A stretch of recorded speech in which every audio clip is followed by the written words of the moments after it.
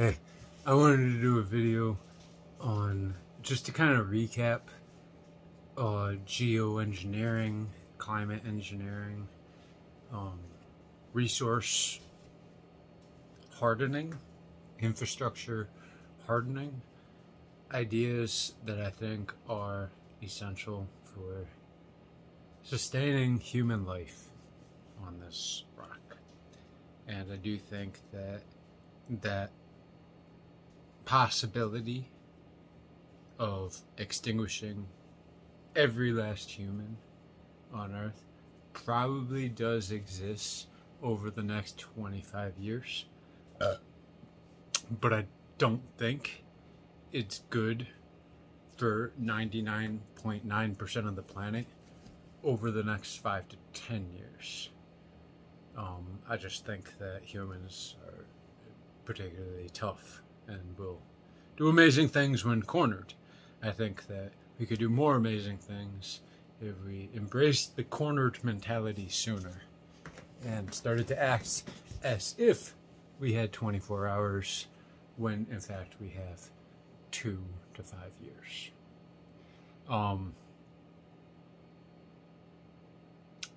My opinion, I think it's worth the public debate. But the fact of the matter is, I have a lot of ideas spread out over many of the different videos, so I wanted to do a quick kind of recap. So, geoengineering, ultimately, if you think about like how to cool down the planet, how to mitigate changes, you can look at it from 3 perspectives: artificial micro environments, biodomes, and basically abandoning Earth and attempting to facilitate seeds of life that will persist. And I think that this is a valid tactic if you consider the big picture. Ultimately the poles will flip. The Earth will be bathed in, extraterrestrial, intergalactic radiation, and, the Earth will be rendered sterile for, I don't know how long it will be sterilized for, but it's not going to be good for surface life on Earth. Life will persist deep under the ocean, life will persist underground at certain depths, but it's going to be rough on Earth for life in general when the poles eventually shift. And that might be 1,000 years away. That might be, it might be a 1,000-year process. It's probably better to say. It might be a 2-year process. Don't know. I imagine somebody does, because that is based on physics, and they could literally spin something in low Earth orbit and probably count the rotations it takes for it to flip during that natural, and then extrapolate that to, the Earth's rotation based on mass. I'm sure they could get a pretty darn good guess. So I don't buy the hype that there's a lot of confusion, but irregardless, that's one of the few possible trump cards that kind of negates the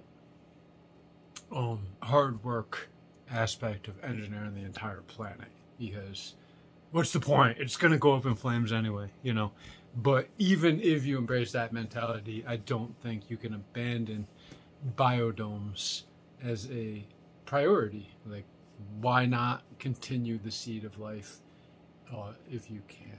What's the point of there being life if it's not being perpetuated? It's in our code to perpetuate. So to me, it makes sense. So biodomes aside, the remainder of the planet has basically 2 options. You can address the gas composition, the thermal mass of the atmosphere, which is undeniably ridiculous in its scope and scale. Or you can manage the energy flow, or what people have kind of called solar radiation management. And that's something that was brought up several times during the last COP meeting in Scotland, or at least the last COP meeting that I was aware of.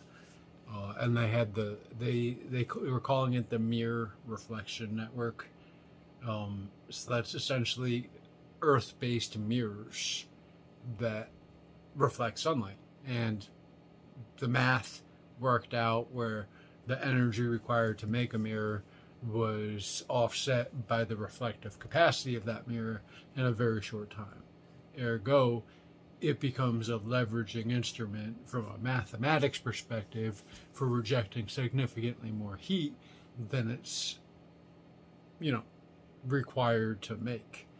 So that is, by definition, like mathematically, a mechanism to cool the planet. It's just, in order to do that, the scale is huge. But apparently that's like a mathematical viability. Other options are, cloud whitening, where they attempt to change the color of existing clouds. They can cloud seed. Now, these things I don't think are legitimate, like for possible tactics for long-term mitigation. I do think that it's done, but I think it's done by the military for radio communication, for radar jamming. I think it's done for biowar, essentially. I do believe that there's things like nano robots and smart dust and organic pesticides that are energy harvesting composite alloys that can potentially be weaponized against microorganisms, to insects, and potentially humans. I do think that those types of aerosols have been deployed across America. I don't think, and I really mean this, I do not believe that there's been an effective effort to use aerosols to cool the planet. I don't. I think that what we see is mostly high concentrations of pollution that are reacting with vapor trails that are just going through more pollution. I also think that there are anti-static agents that are used in jet fuel mixes that basically a lot of aluminum sulfides and that sort of stuff that they mix with the jet fuel so that it's less likely to have a static discharge when they're fueling the planes, and that those additives, which are designed to prevent static electricity, can show up as potential additional chemistry in the exhaust fumes of jet planes. But I don't believe that they are using any sort of aerosols currently to try to control the weather. I think this is all naturally occurring bad stuff that is up there. Pollution from cars, pollution from power plants, pollution from wildfires, pollution from volcanoes. I don't believe that there is some cabal of airplanes that are trying to cool the planet down. If they tried, I would say, cool. But, it's probably more effective to do cloud whitening than cloud seeding, unless you're trying, and this is where you get into like the chemistry, and it is a little bit above my understanding, but unless you're trying to accelerate the water vapor cycle, because all the projections based on how long carbon dioxide is in our atmosphere is based on a water vapor cycle that's X. This many, tons of water get evaporated every year, and this many tons of rain fall out of the sky every year. But if that water vapor cycle is accelerated naturally, or by adding additional particulates, by adding additional humidity in opportune locations, like right before a mountain range, then that, even though it sounds like it's a bad thing because you're putting more mass in the air, the idea is that you would increase the rainfall and the reabsorption, and with every exchange you do pull carbon dioxide out of the air. The water vapor does react, but I am sure there are more aggressive chemicals that could do that as well. I just think that the more aggressive your chemistry gets, the more potential for unintended consequences exists. I do think that biochar is essential as a source of carbon, as a alternative to coke for manufacturing steel, as a alternative to fertilizer, and I do think that it is a carbon negative cycle that, if done to an insane extreme, can produce all sorts of resins and oils and plastic alternatives in addition to the carbon, while hopefully harvesting a very renewable source of biomass like seaweed. And that leads into the next geoengineering tactic, and that is iron seeding the ocean. So by iron seeding the ocean, what we can do, and this is not a huge amount of iron, they're talking like 2 to 5% of Australia's exports of iron dumped in the ocean in strategic locations can induce the growth of algae blooms. And those algae blooms absorb a lot more carbon than open ocean. It's just, they go from being a heat sink to a partially reflective surface that is absorbing carbon dioxide from the air.